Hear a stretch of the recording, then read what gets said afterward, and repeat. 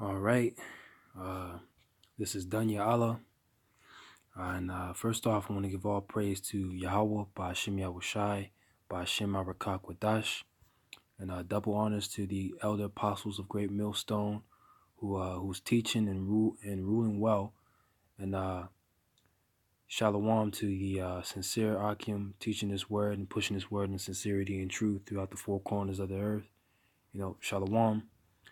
And this is just going to be a little testimony about you know of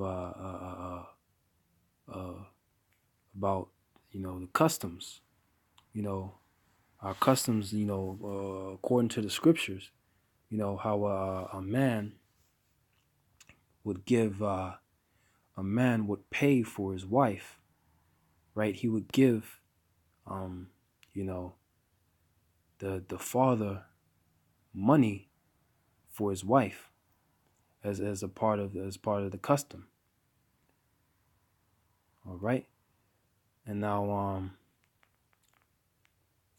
yeah, so I was studying, watching the elders' videos on the virgin birth, and it was going into the word dowry, right? So then the thought popped into my mind. I have an uncle who he's a so-called African. He's so-called West African. Same with my aunt, so-called West African. And they're married to each other. The so-called West African, but I can see through the spirit that they're Jakes also. But they think they're African, right? But just from a story that my uncle told me about how he got married to his wife, which his wife is from Togo, which is in West Africa. What he was describing to me was that before he could get married to his wife, as a part of the traditions of Togo, right, the customs of Togo, he had to buy his wife, and he had to buy the parents of his bride, so to speak. He had to buy certain things for them before they would actually allow him to before they could actually get married, right? He had to buy things like luggage, shoes, for his wife. He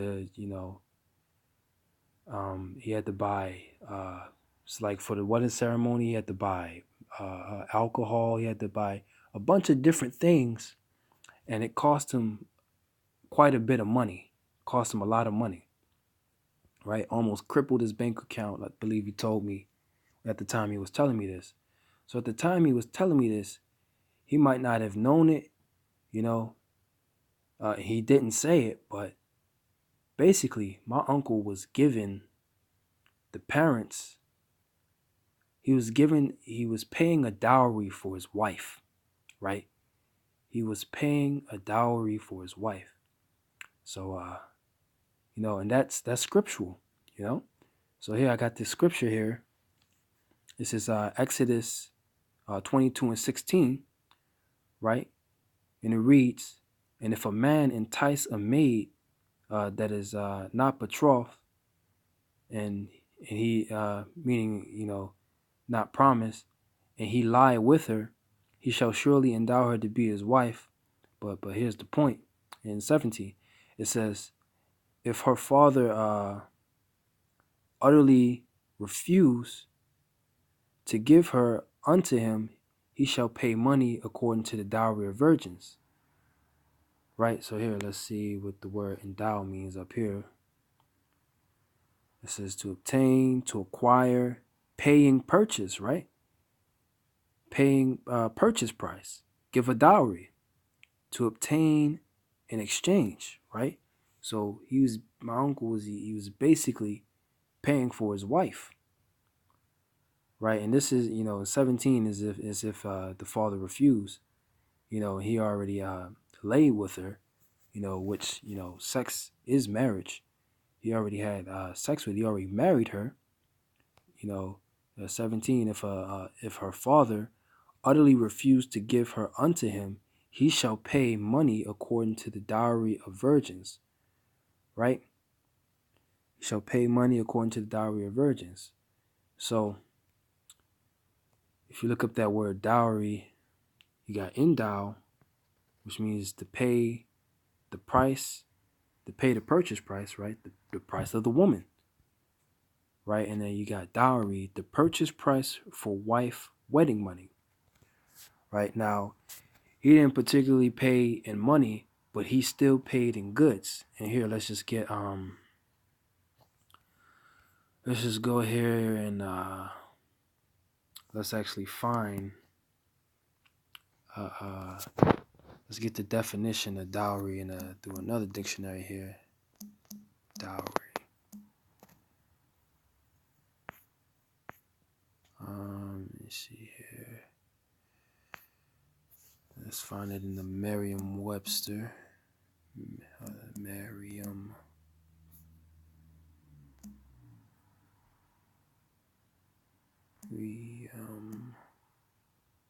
Hold on. I guess I spelled it wrong. So dowry. Okay, here we go.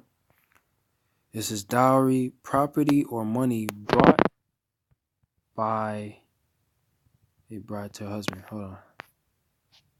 Here we go. Merriam-Webster dictionary here. All right, dowry. This is law. This is money, goods, estate that a woman brings. No, that's right here. The third definition. It says a gift of money or property by the man to or for his wife, right? Really, this is what you would be paying to the father, right?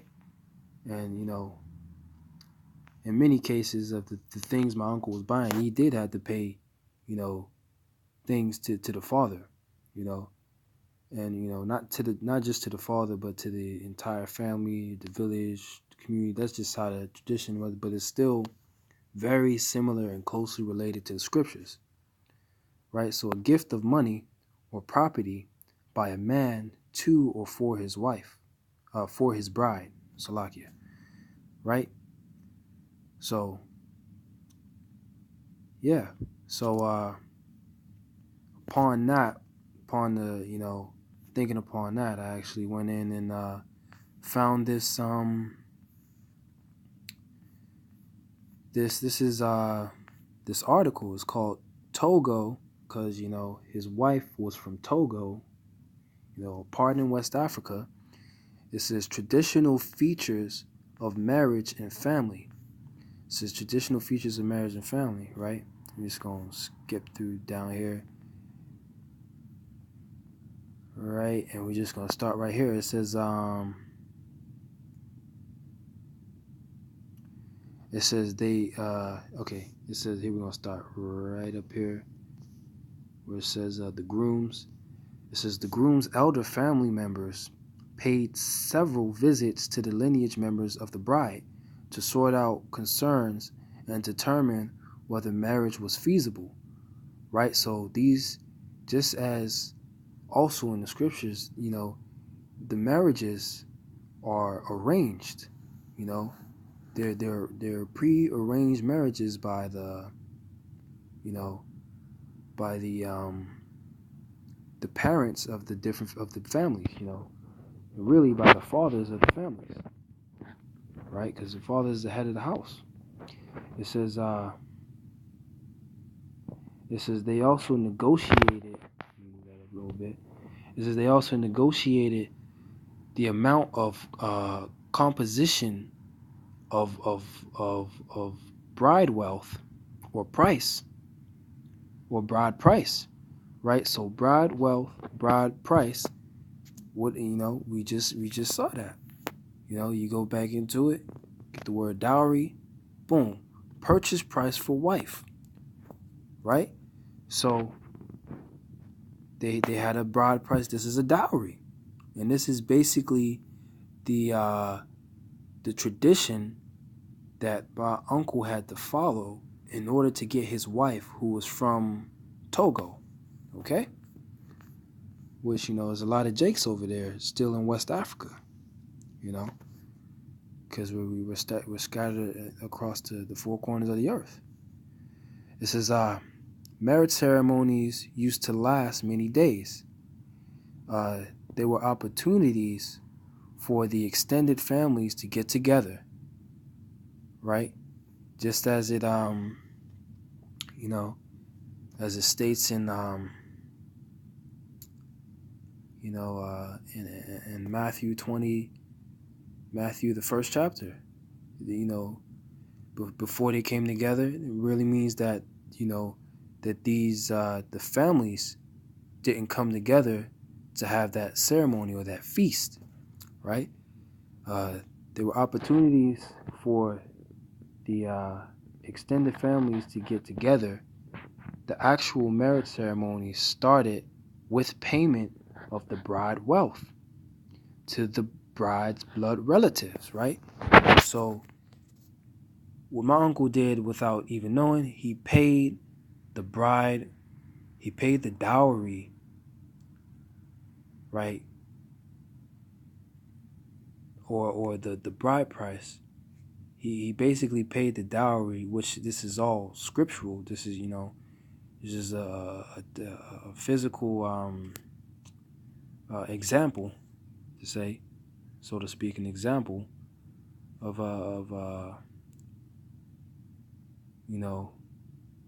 this is an example of paying a dowry, an actual example. This is the bride wealth could be composed, especially prepared food, palm wine, clothing, jewelry. And as I said before, he had to buy alcohol or strong drink for the ceremony, for his father-in-law, so to speak. It says wine, clothing, jewelry, money.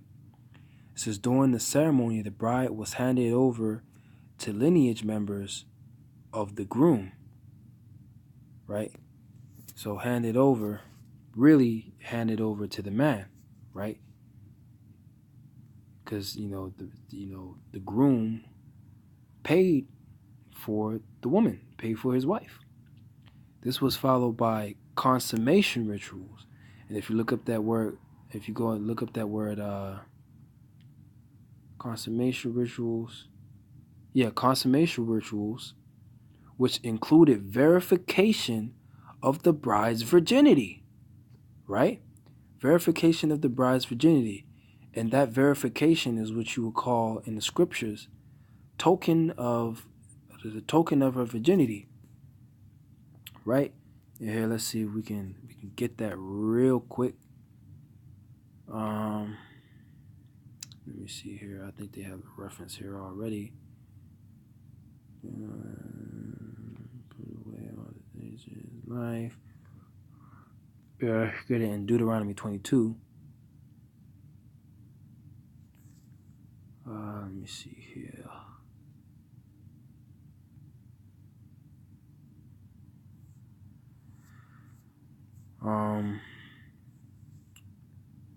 Right. Is this that the verification of virginity in the scriptures is called tokens of virginity, right? Tokens of virginity, and this is but if let me see a good place to start here. They shall immerse him in 100 shekels of silver, and the father of the damsel, because he had brought. Okay, so this is actually a law within the scriptures, right? Which, when